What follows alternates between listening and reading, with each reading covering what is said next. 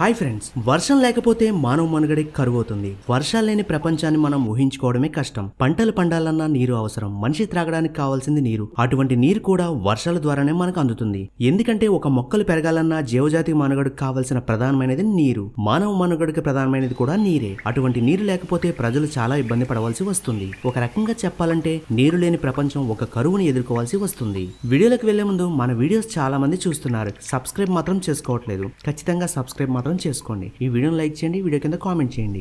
ఆలస్యం చేయకుండా వీడియోలోకి వెళ్ళిపోదాం. మధ్యప్రదేశ్ లోని మన్సార్లో ఒక్క చుక్క కూడా వర్షం పడటం లేదంట. చుట్టుపక్కల అన్ని చోట్ల వర్షం కురుస్తుంది, కానీ మన్సార్లో మాత్రం వర్షం కురవటం లేదంట.